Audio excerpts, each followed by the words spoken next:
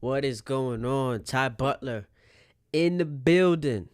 We are here, baby, talking baseball on this gloomy Wednesday here in New York City. I want to give the people a chance to hop on the stream. We are on the YouTube channel. Make sure you big us up, subscribe to the channel, give us a like button, just so we can get this thing on and popping. We are also live on YouTube. We are live on X. So just want to give a chance for folks to hop up on the stream in the chat. And typically, we have been talking a ton of football. First 2 weeks of the NFL season. And a ton to talk about, right? Like the Jets and Giants both off to 0-2 starts. And feels like the sky's falling a bit for our two New York football teams as they get ready for week 3. You got the Giants Sunday night hosting Kansas City, home opener for the New York Giants. And all of a sudden, this game feels a little bit more winnable than it did, let's call it 2 weeks ago. So the Giant fan has a reason to feel just a touch more optimistic, but still a game that I expect them to lose. You also have the New York Jets going to Tampa Bay. There was a report that came out that said Baker Mayfield's going to be fine on Sunday. So, he got banged up a little bit in that win against the Texans, but he's all good to go when the Jets head to Tampa for the Bucs home opener. I don't feel great about that game. Doesn't look like Justin Fields is going to start. Obviously, that could change. And he has to practice, according to Aaron Glenn, by Friday. But today, I want to talk some baseball. So hit your peoples up. Let them know we are in the stream. We are active right now. We got to get to the baseball conversation. And we will do both the Yankees and the Mets. Both teams winning last night. Mets, how about this? Have won 2 straight games following an 8-game losing streak. I'll be back on SNY Friday night. So make sure you guys check that out. Following Mets post game Friday night. Yours truly, Ty Butler, will be back on SNY at the conclusion of Mets Nationals. Now,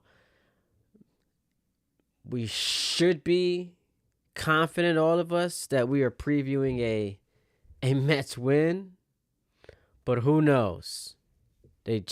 Last time they played the Nationals, they dropped that series, so can't be too confident. I was actually talking to a Met friend of mine earlier today, and he's like, as we're discussing them scoring 8 runs last night, he's like, yo, all that means is they're about to lose the next 5 straight.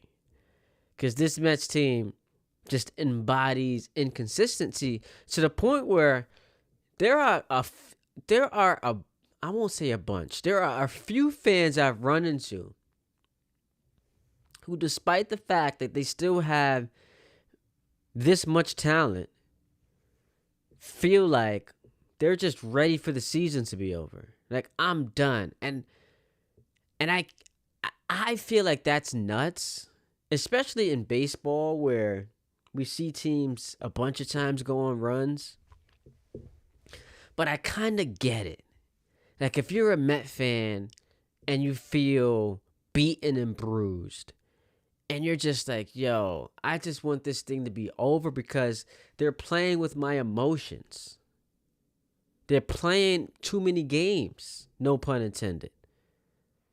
I've had to watch this team go from looking like the best team in baseball to looking like the worst, and it's topsy-turvy. It's every time I'm ready to put all of my eggs in their basket, they turn around and lose a pathetic, they get swept by the Pirates. They lose 2 of 3 to the Orioles. They lose a series to the Nationals. They lose 3 of 4 to Miami. So I get it. How if you're a Met fan right now, you look at this thing and sometimes you just feel, yo, I'm ready for it to be over. Like, I'm exhausted emotionally. The flip side to that is, and this is like a bizarre stat, the Mets only twice in franchise history have made the playoffs in back-to-back seasons. Like, think about how crazy that is. And I'm not trying to be that guy, because you guys know I'm a Yankee fan. But to only twice in your history make the playoffs in back-to-back seasons is embarrassing. Let's keep it a buck. It's embarrassing. And this would only... So the Mets are also trying to do something that they've only done once before, and that's win a playoff game in back-to-back postseasons. So we know their history. They've won a couple championships. You fast forward to 99. They lost in the NLCS. Then they lost in 2000 the next year to the Yankees in the World Series. So that's the only time they've ever won a playoff game in back-to-back seasons. Because when you go back to the last time they made the playoffs in back-to-back years, Terry Collins, remember back in 15, they lost that World Series to the Royals. Then in 16, they lost a wild card game to the Giants, Connor Gillespie. They didn't win a playoff game that year because that was back when it was just the do or die wild card game. So this would be, the Mets are trying to do something they've only done once before, which is crazy because now you start to think about, this is how my brain works. There is a generation of Met fans, and hit up the chat, y'all. Hop in, whether it's the YouTube chat or here on X. Want to hear from you. There's a generation of Met fans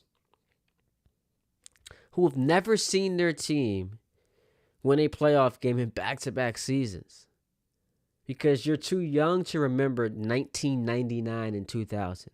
I remember it, but there are people younger than me who are Met fans that have been tormented, that have been tortured by this team year in and year out. And this season, with the expectations being as high as they were, it's just been a disappointment so far. Now, again, give them credit. They won back-to-back games, salvaged the finale against the Rangers, and they blew the doors off the Padres last night. And I think the best part about it was they played a complete game. And this is something I talked about on television, because I was asked by Michelle Margot, like, what's the issue with the Mets? And I said it's simple. They have yet to put together a full 9-inning performance. And this was me reacting to what had transpired on Saturday when they were up 2-0. They get an excellent start from Sproat, and then you hand your bullpen, your best 2 relievers, in Rogers and Diaz, a lead, and they fail to close the door. So you get great offense, but and low key their defense has been suspect. We ripped the Yankees for this defensively, and then we saw Beatty last week was awful on the base paths. They can't put a full 9-inning performance together because whether it's not getting the hitting with runners in scoring position, or it's the starting rotation being a disaster, or you get starting pitching but your bullpen's a mess. You have defensive blunders. You have base running errors. The Mets have failed to put together a 9-inning performance. And that has been like one of the biggest problems with this team this year. So last night was refreshing because they did just that right out the gate, 5 runs. And I thought it was important. The biggest moment of this game was the Jeff McNeil 2-run double. Because, and I'm sure many of you watched this, but just to recap some of the folks who didn't, the Mets, 4 straight hits to start the game. And you're like, oh, this the type of time they on. I say less. Up 1-0. Then Vientos has a terrible at-bat, hits into a double play, pitcher, catcher, first base. It's the worst thing that could have happened. So now it's second and third. Michael King, at that point, has done a great job limiting the damage considering what he got himself into.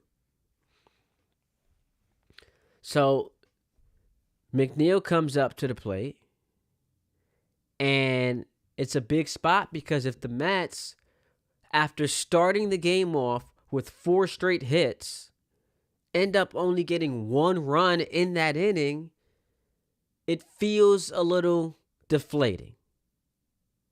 And it's like, here we go again. And that's what the fans are thinking. I also think some of that emotion has kind of like seeped into the dugout and the clubhouse. Because when you're struggling to this extent, where the Mets at one point, 31-49 in their last 80 games, which is half the season. You spent half the season being one of the 3 worst teams in baseball. At some point, that is going to affect you. I don't care how confident you are as a manager, as a player. When you're that bad for an extended stretch that is half the season, yeah, that's going to affect your confidence. And that's what's happened with this team. Where time and time again, it's like, here we go. The bottom's going to fall out. Every area of this team is subject to doing something, committing the egregious mistake that is going to ultimately lose us the game. So Jeff McNeil last night, and I give him tremendous credit, because everything I'm saying, these guys understand. If we finish that first inning with just 1 run, especially on a night where we're doing this like dual Clay Holmes starts, Sean Manaea, and more on that in a moment, I just don't feel comfortable that the Mets will be able to win that game. So Jeff McNeil, I thought, ended up with, without question, the biggest hit of this baseball game for the Mets. Without question. And it was his only hit of the game, but a rather important one. They score 5 runs. You get home runs from Lindor and Alonso. And you even had Mullins hit a home run in the game. So, a pretty important win to say the least. And now let's get to Holmes and Manaea. So I won't go so far as to say maybe they found something because it's a limited sample size. And Clay Holmes did give up 2 home runs yesterday. Solo shots, but still did give up the long ball. And that is a guy we've seen, just like most of these Met pitchers, second half of the season just hasn't had it. And me being a Yankee fan, the way I felt about him once he lost his role a season ago, Mets fans have to feel even worse because there could be an element of fatigue. He's already pitched more innings this year than he did in his last 2 seasons with the Yankees combined. Now, there could be some buildup. It's not to say he's completely going to implode, but when you look at what his performances I don't have a lot of confidence in him right now. But for him and Minaya yesterday to combine over the course of 9 innings to giving up just 3 runs to a really good Padres team, a Padres team that only had 2 runners in scoring position. How do you come away from that not feeling good? Manaya's been a mess. Looked pretty decent last night. You sign up for that, right? 5 innings, 4 hits. One of them was a home run, 4 strikeouts. You sign up for that. Considering what he was before, you sign up for it. And this gives us a little bit of insight into how Mendoza is going to deploy his guys. Because at this point, y'all, and I've been saying this for a while, man. And I get at how at first it sounds premature. But when you look at the severity of this situation, what is staring the Mets in the face, and how they were and still could be on the verge of one of the biggest disappointments in New York sports history. You've got to get a little wacky. And if it means that in game 1 of a playoff series, I'm starting a rookie, then so be it. Nolan McLean would be my game 1 starter right now. Senga's trying to work himself back. And I understand the other night looked pretty good. It's AAA, y'all. What does it say about a guy that he was so bad? And there could have been some friction. Fortunately for the Mets, this didn't end up happening. He was so bad, we had to send him down to AAA in late August. Like, that's how awful he was.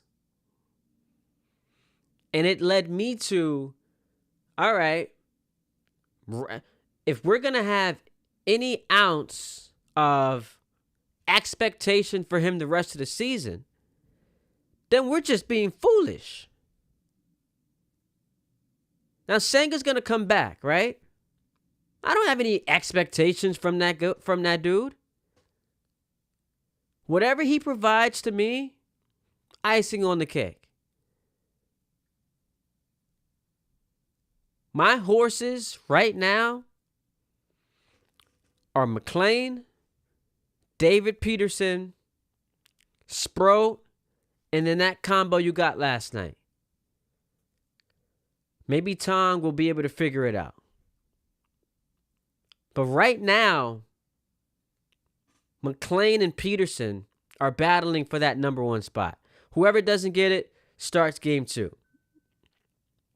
Game 3, I'm leaning Sproat, but if you feel like he's inexperienced, then game 3 would be the combo you had last night.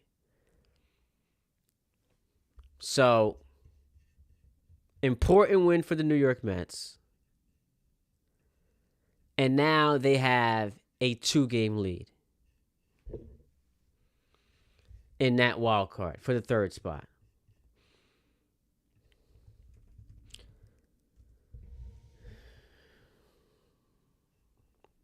And the Mets, so it actually ends up being a 3-game lead because the Mets, if they finish tied with the Diamondbacks, have the tiebreaker.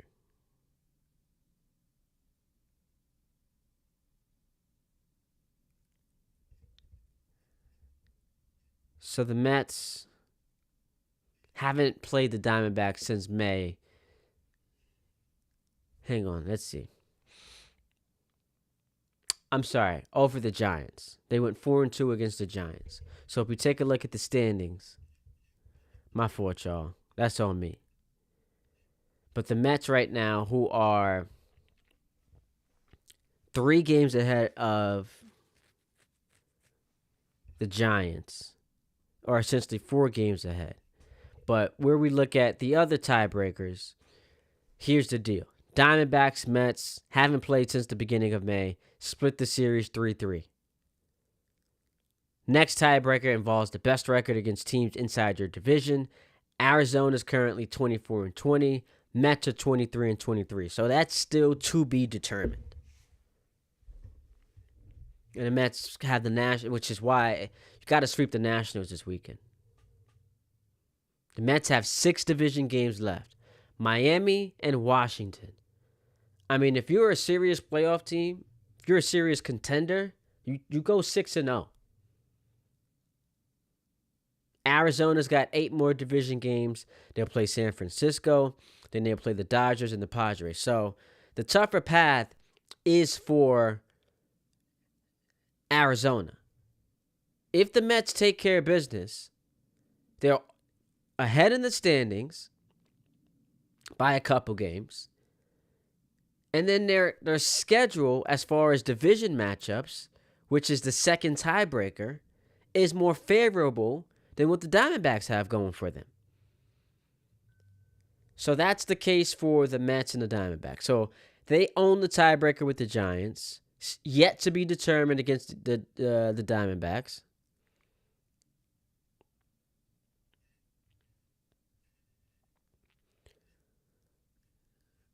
And it could get wonky if like all 4 teams finish tied. But Mets right now in the driver's seat. In the driver's seat. You just don't trust them. You just don't trust them. That's the problem. Hit us up in the chat. We're talking baseball right now. Mets and Yankees.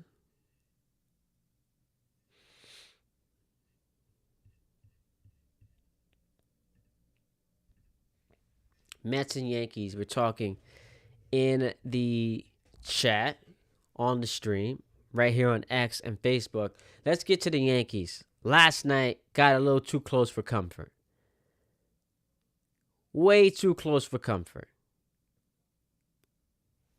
That game ended 10-9. Yankees were smoking them 9-1. To the point where I was like, all right, this one feels over. I can head to General Hospital.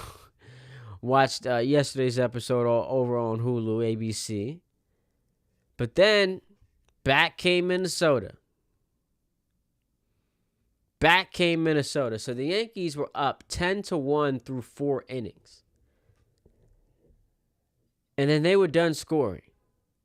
Minnesota all of a sudden is like, all right, let's get to that Yankee bullpen. Schlittler just didn't have it. It's the second time he's been bad in a couple weeks here. Remember, he had that awful start against Toronto. He was not good last night, struggling with his control. And then the Yankee bullpen, Yarbrough was awful. Leiter Jr. pitched well in an extended stretch. Devin Williams actually came in and held it down.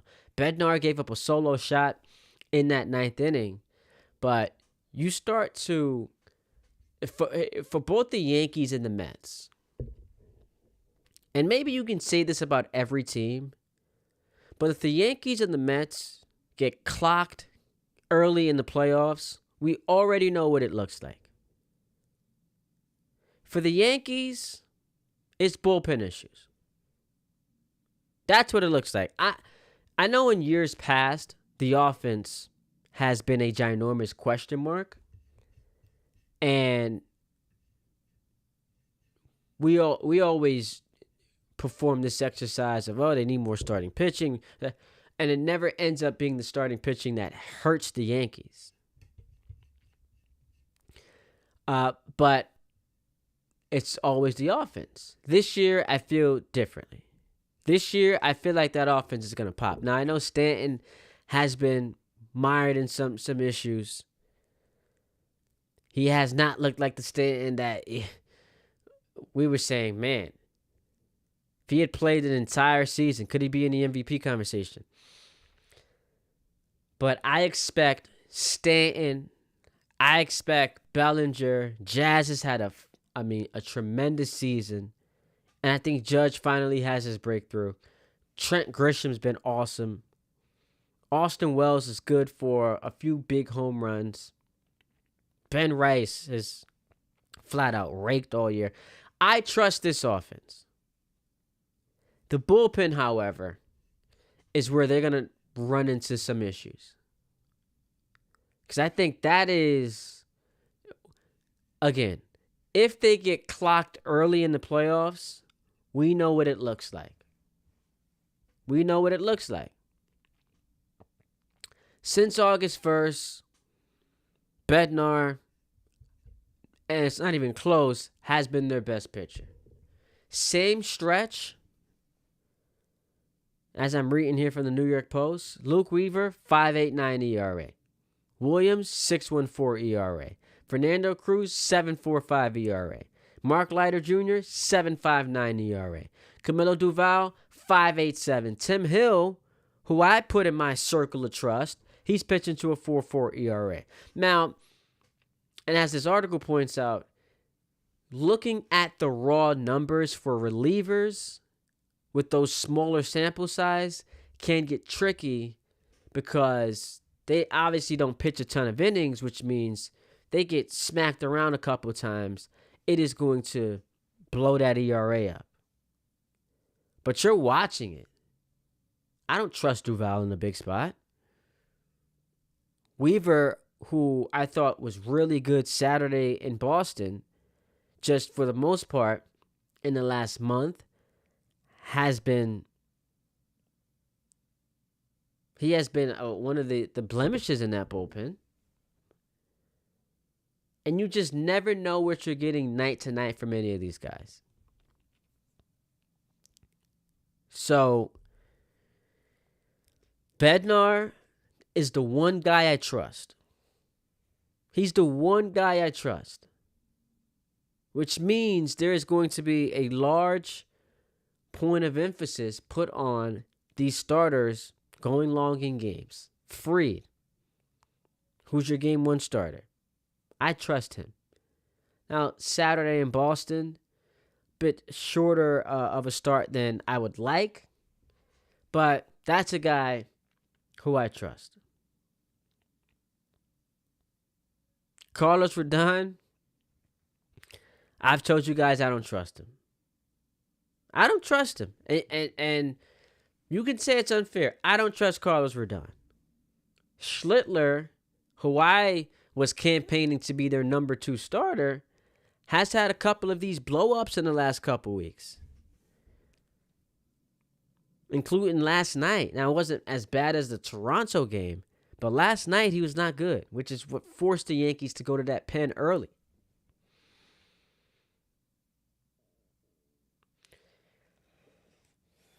Bednar, I trust him. Devin Williams, I can just see it. I can see it. The Yankees getting bounced. And he's the guy to give it up. If you're a Yankee fan, can't you just see it? He pitches well in the lead up to Boone having to make the decision of where to slot him, which lane to put him in. So, at that point, he's now earned the trust of Aaron. And then it just implodes in front of all of our eyes. I can see it.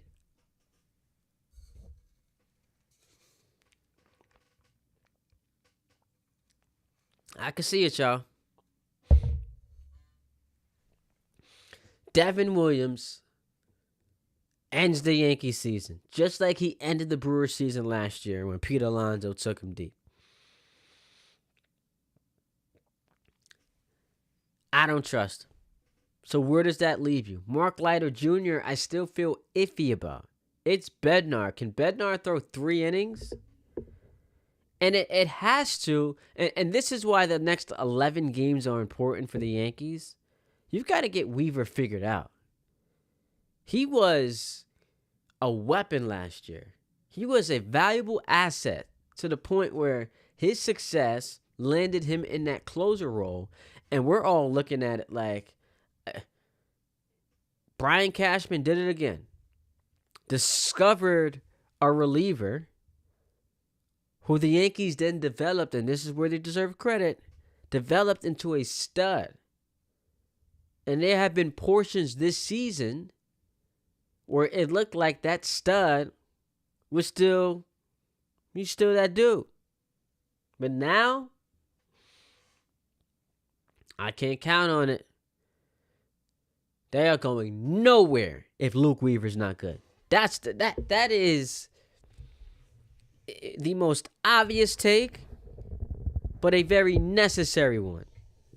This team, if Luke Weaver doesn't figure out his struggles and get himself right again, they're not going anywhere.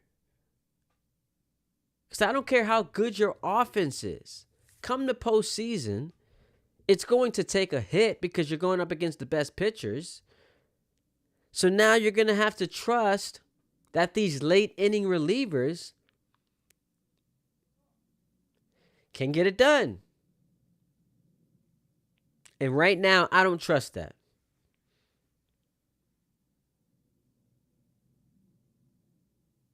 I don't trust that one bit. For the Mets, because I told you, if these teams get clocked early, we already know what it looks like. For the Mets, you know what that looks like? Looks like a lot of the games we've seen the last 3 months. Their starting rotation being in shambles the way that it is. They send someone out there and he gets rocked. The Met offense, for some reason, had been allergic to clutch hitting late, which different from a couple nights ago. Pete Alonso 3-run shot in the 10th inning. Huge. But for the most part, this season, allergic to the clutch time hit. And don't dare ask them to come from behind in a game they're losing after 8 innings, which is what made them so special last year.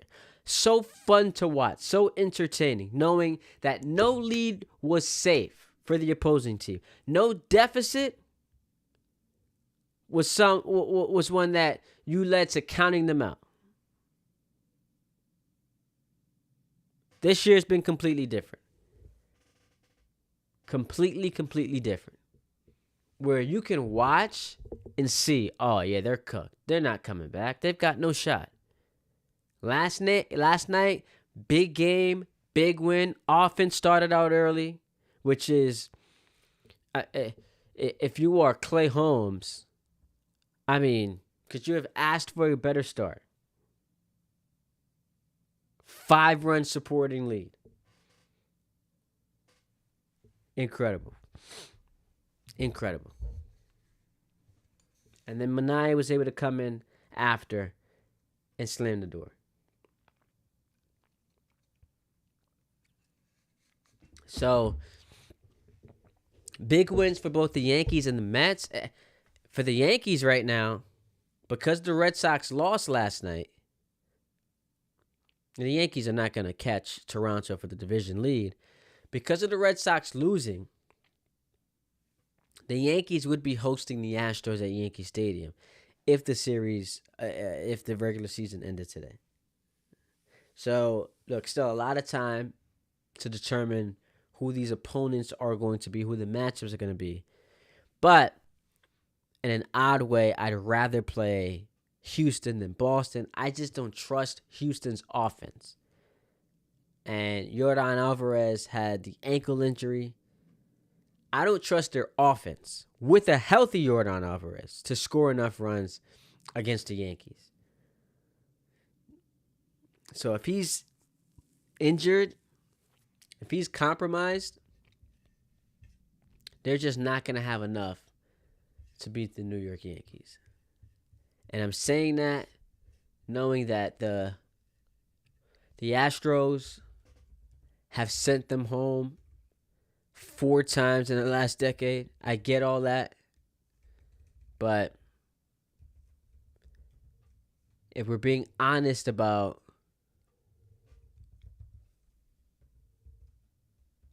where things stand, as presently constructed, the baseball that I'm watching, I think I'd rather play Houston than Boston, even if Roman Anthony doesn't play.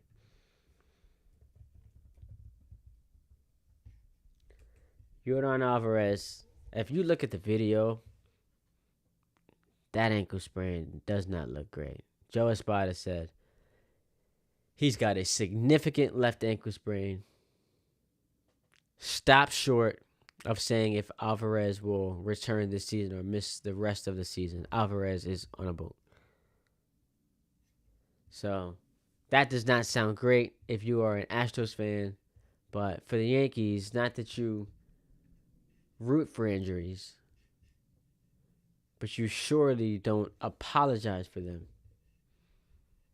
And now they're in the spot with Boston being without Roman Anthony and the Astros being without Jordan Alvarez. A lot of pressure on them,